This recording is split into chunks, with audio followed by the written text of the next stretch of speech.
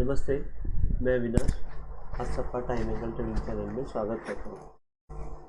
As expected, जैसे मैंने बोला था कि सेल ऑन राइज बनता है।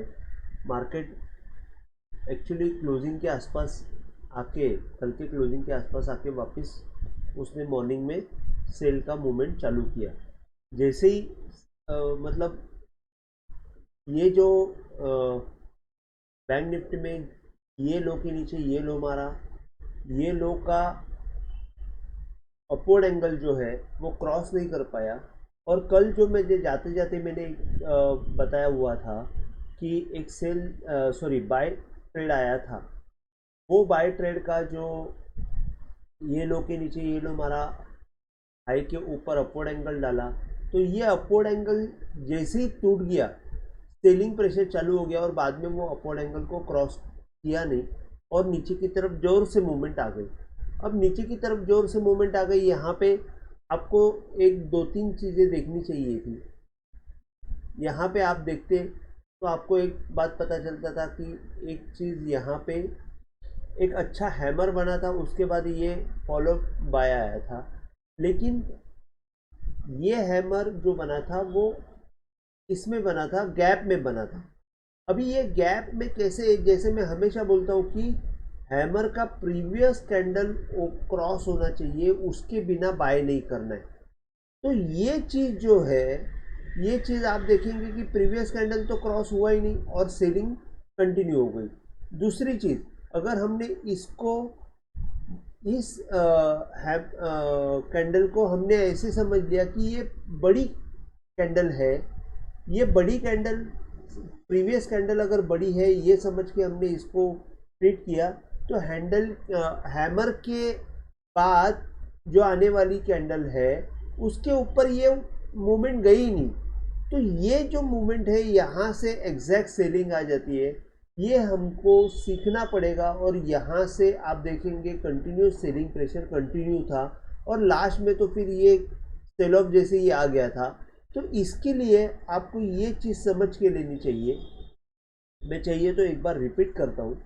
आप देखेंगे कल का क्लोजिंग का जो कैंडल था उसके नीचे ये गैप डाउन, सॉरी, एक बार रिपीट करता हूँ, सॉरी।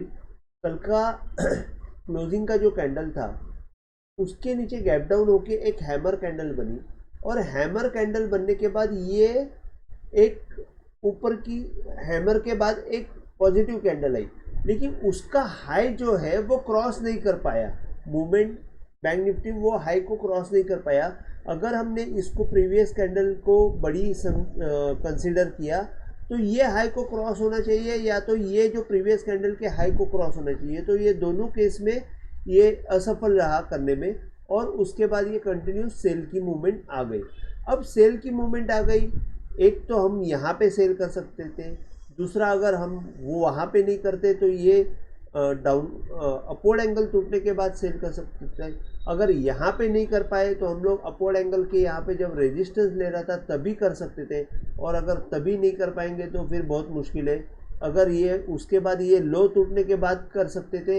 ये लो टूटते वक्त आपको एक मूवमेंट में आपको अभी भी बताता हूँ, जैसे मैं हमेशा बोलता हूँ कि जब लो टूटता है तो हमको एक उसका डाउनवर्ड एंगल यहाँ पे लगाना है। डाउनवर्ड एंगल लगाने के बाद आपको देखना है कि ये कैंडल, सेकेंड कैंडल जो है वो अगर टूटती है तो आपको यहाँ पे सेल करना है। तो एक्चुअली ये जो सेकेंड कैंडल यहाँ पे आप देखते हैं तो ये लो का सेकेंड कैंडल जो है, ये कैंडल का लो सेकेंड कैंडल ये था और यहाँ से एक जोर से सेल ऑफ आ गया।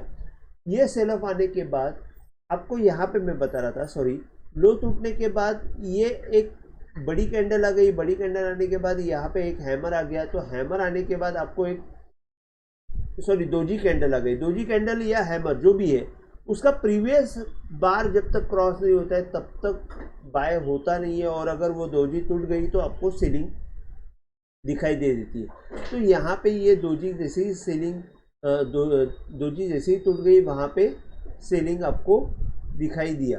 तो आपको ये रूल आपको दिमाग में रखना है कि जब भी कोई लो टूटता है और लो टूटते वक्त बड़ी कैंडल आती है और उसके बाद अगर कोई हैमर या दोजी कैंडल आ जाती है तो प्रीवियस बड़ी कैंडल जो है वो क्रॉस होनी चाहिए, अदरवाइज वहाँ पे बाय नहीं बनता है।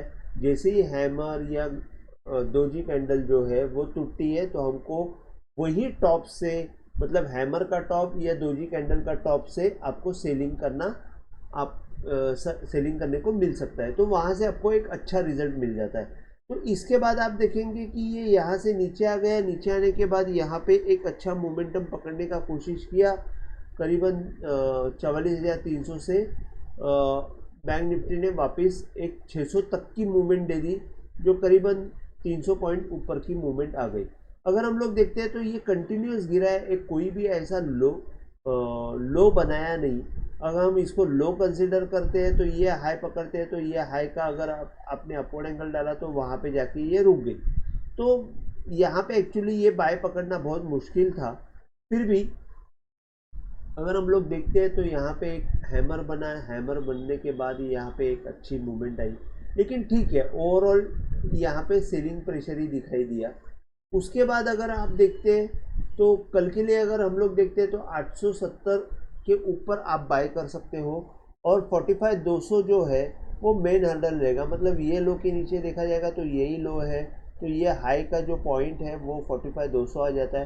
तो 45,200 जब तक बाय नहीं होता है, ऊपर नहीं जाता है, तब तक एक्चुअली बाय होने वाला नहीं है।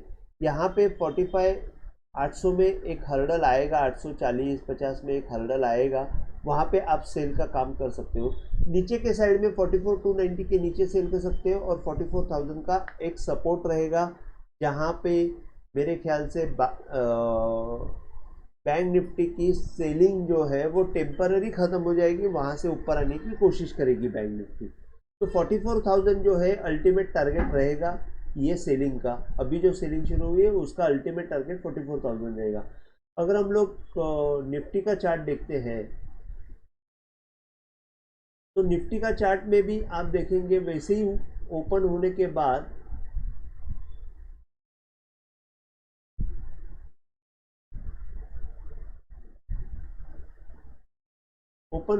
हैमर कैंडल बना। जैसे ही मैंने बैंक निफ्टी में आपको समझाया वैसे ही ये यहाँ पे भी मूवमेंट हो गई, और कल का जो बाय का जो एंगल था, अपवर्ड एंगल, वो टूट जाने के बाद आपको क्लियर कट सेलिंग प्रेशर दिखाई दिया। यहाँ पे ये एक्चुअली इसने सेलिंग दिया नहीं है, क्योंकि ये सेकंड कैंडल ने इसको बचाया, वहाँ से ऊपर गया, और जब सेकंड कैंडल यहाँ पे टूट गया तो ये एग्जैक्टली सेल पॉइंट था। उसके बाद अगर हमने ये लो से डाउनवर्ड एंगल भी डाला तो भी ये यहाँ पे सेलिंग कैंडल बनती है। तो यहाँ पे ये एक अच्छा सेल पॉइंट था, जहाँ से आपको 100-150 पॉइंट की मंदी क्लियर कट मिल गई। इसके बाद अगर आप देखते हैं तो यहाँ से ऊपर की साइड में अगर हम लोग निफ्टी में ऑब्जर्व करते हैं तो यहाँ पे दिखेगा कि यहाँ पे एक इन्वर्टेड हैमर बना था। इन्वर्टेड हैमर बनने के बाद यहाँ पे उसका प्रीवियस कैंडल टूटना चाहिए, तो उस हिसाब से प्रीवियस कैंडल टूटा, तो इन्वर्टेड हैमर का हाई का स्टॉप लॉस से आप सेल कर सकते हो। ये थोड़ा सा बड़ा ट्रेड था, इसके लिए स्टॉप लॉस लंबा था। जैसे ही ये कैंडल का लो टूटा वैसे ही ये सेल हो गया। सेलिंग में जब भी इन्वर्टेड हैमर या हैमर बनता है तो वो आप चाबी के जैसे यूज़ कर सकते हो, उसको रेफरेंस पकड़ के आप काम कर सकते हो। और जैसे कल का लो का अगर अपवर्ड एंगल टूट गया तो वहाँ से भी आप सेल कर सकते हो, ये कैंडल यहाँ से भी आप सेल कर सकते हो, और ये यहाँ से डाउनवर्ड एंगल टूट गया तो यहाँ से भी सेल कर सकते हो। अभी जाते जाते एक छोटा सा बाय देने की कोशिश की, लेकिन वो बाय एक्चुअली प्रॉपर दिया नहीं, क्योंकि लो के नीचे लो आया नहीं है। अगर मैं आपको एक चीज़ बताता हूँ, ये लो के नीचे ये लो नहीं आया तो ये फर्स्ट हाई है, और जब भी सेकेंड हाई के ऊपर जब मूवमेंट जाएगी, अभी ये सेकेंड हाई बाकी है, कल मॉर्निंग में अगर ओपनिंग में यहाँ पे आया तो आप करीबन 19,450 या 70 के यहाँ पे आप सेल का मूवमेंट कर सकते हैं, जो सेकेंड हाई बन सकता है। और वहाँ से फिर नीचे आने के बाद एक सेलिंग का प्रेशर आ जाएगा, और बाद में जब वो 470 का मूवमेंट क्रॉस हो जाएगा तब जाके वहाँ पे आपको बाय करना है, तब तक बाय नहीं करना है। निफ्टी में ऊपर की साइड में 19,470 के आसपास 510 के स्टॉप लॉस से बेचना है। 19,600 मेन हर्डल रहेगा, 19,730 और नीचे के साइड में 330 के नीचे बेचना है, 230 और 1900 ये निफ्टी के नीचे के पॉइंट रहेंगे। तो मेरे हिसाब से निफ्टी में अभी भी सेलिंग बाकी है, थोड़ा सा हम लोग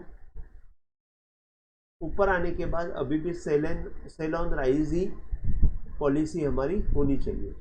आज का वीडियो अगर पसंद आया तो प्लीज़ आप शेयर कीजिए, लाइक कीजिए और सब्सक्राइब कीजिए। जय हिंद, थैंक यू।